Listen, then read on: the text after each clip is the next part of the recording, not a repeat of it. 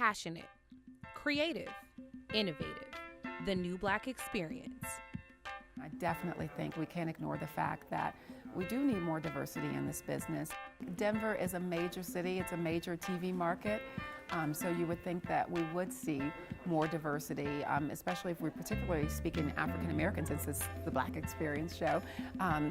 And I can count myself, one other person that I'm thinking of who anchors normally on the newscast, and I think for a city of this size, that is just so stunning to me, how something like that would happen. And you know what? TV stations and media companies are being really honest with themselves, with their shortcomings, and saying maybe we aren't doing the best job, because that impacts so many things in terms of what types of stories are done, how those stories are covered, and how the people who watch those stories perceive them. Even behind the scenes, talking to my colleagues and my news directors about why a certain issue is so important, and why some statements are not acceptable in some regards. And it's genuinely maybe something that they have not thought about. So that's where diversity matters, not just in the way a TV station looks, but the way it reacts to stories, how it covers them with sensitivity, and how it chooses which issues matter to everyone in their audience, because no one should be ignored.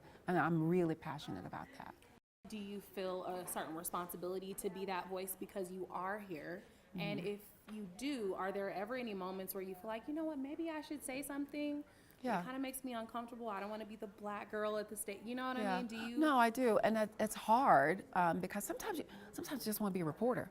Sometimes I'm just covering what everybody else is covering. And we all have what I call these filters, where that could be where you grew up, if you were lower income, middle income, higher income. It could be your race. It could be whether you have a disability, whether you're in the service, you have a family member who is in. Those are all filters that help you determine what's important. So for me, sometimes I'm just like, maybe I don't want to be that one minority bringing up an issue. Maybe I just want to be the person covering the story. But also, there are times too where there's a responsibility to have a conversation to say, well, maybe this doesn't bother me, but I can see how it bothers someone else.